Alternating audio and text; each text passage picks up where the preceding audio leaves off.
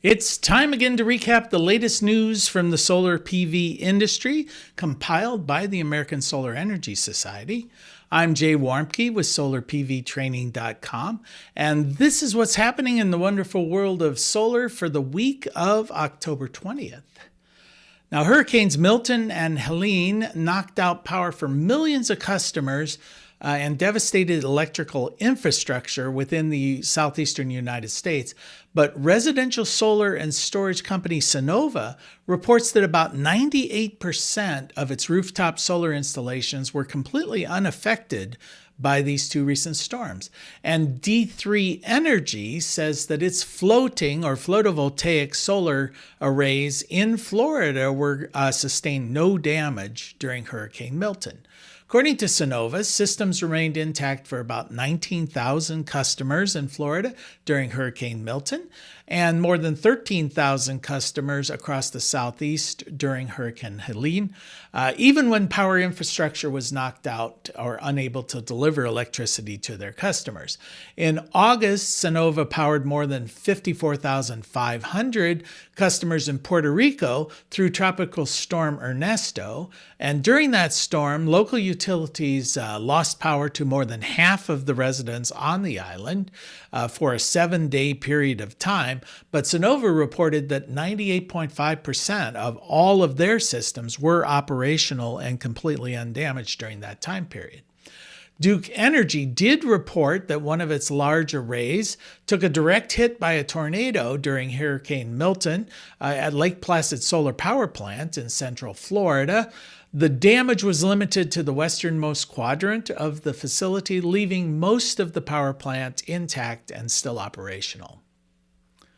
According to a new report from Mercom Capital Group, total corporate funding, including venture capital, VC funding, public market and debt financing, totaling about $22.3 billion was invested during the first 9 months of this year, but that's a 23% decline from the $28.9 billion invested during that same time period in 2023. This dip in investment is blamed on a number of things, including tariffs that were recently imposed, supply chain issues, and a great deal of uncertainty about what will happen with incentive programs post-presidential election. At the same time, a number of utilities have announced large investments in solar. Dominion Energy, for example, in Virginia, plans to bring on 21.1 gigawatts of new clean energy capacity over the next 15 years. Xcel Energy plans to add 3.2 gigawatts of wind, 600 megawatts of battery storage, and 400 megawatts of solar by 2030, while extending the operations of 2 nuclear power plants under a settlement agreement filed earlier this month with Minnesota regulators.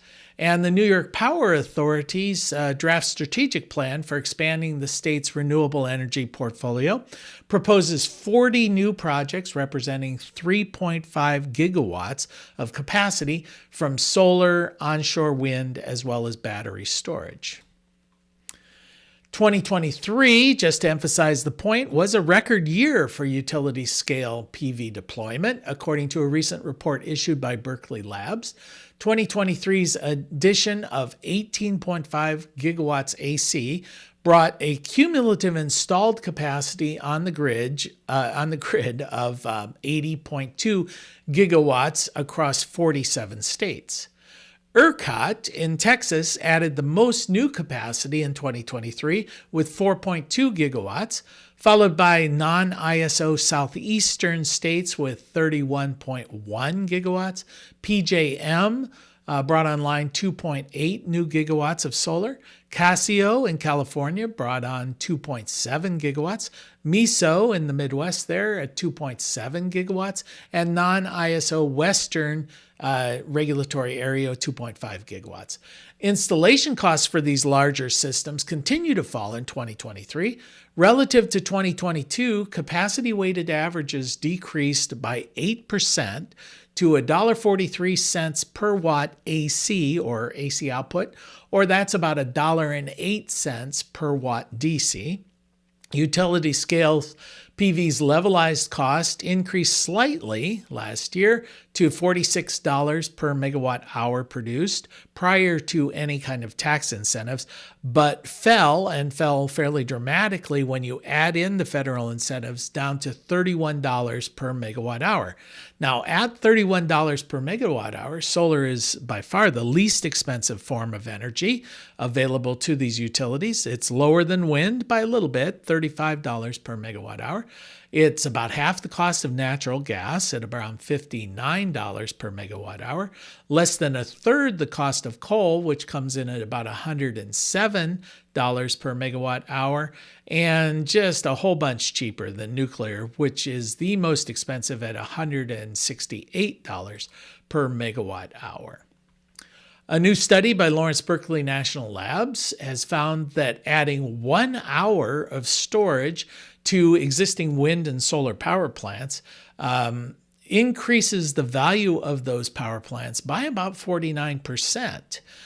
Increasingly, hybrid power plants, which incorporate solar and storage, for example, have been adding storage to their facilities. In fact, currently hybrid account for about 55% of all of the new utility scale systems being installed. If they increase the amount of storage up to 4 hours, they can add an additional 23% value. And where this value comes in, according to the report, is that in marketplaces where a lot of the demand is in the late afternoon or the early evening, they can then extend the amount of power being generated from these solar facilities in the form of storage past when the solar stops generating in the early evening. Virtual power plants are increasingly becoming commonplace as many utilities began offering programs that allow customers with battery systems to receive credits or grants in exchange for allowing the utility to draw on the collected stored capacity of these systems during periods of high energy demand. Enphase currently holds about 55% of the market share of all residential solar systems in the U.S. They recently announced 3 new incentive programs that may serve as a discount in the purchase price of Enphase energy systems with IQ batteries, or as ongoing payments to participating homeowners. Most recently, they just added 3 new programs to their inventory of these virtual power plants. Duke Energy Power Pair Program, where customers can receive up to $9,000 as a grant to purchase Enphase batteries. San Diego Community Power Solar Battery Savings Program, the customers there can receive up to $3,150. Customers are also eligible to continue to receive ongoing payments that can amount to as much as $3,000 over a 10-year period. And Eversource New Hampshire Clean Energy Fund for battery storage. Those participants will receive up to a $3,000 rebate for residential customers and up to $3,750 for commercial customers. Now, all of these new programs are in addition to existing virtual power plant programs that are part of the Enphase portfolio that exist for California homeowners in the PG&E territory, as well as programs for Long Island, New York, Arizona, Hawaii, Massachusetts, New Hampshire, North Carolina, Puerto Rico, Rhode Island, Texas, Vermont, and utility customers in Connecticut. And that's the news from the solar industry for this week. We'll see you next week.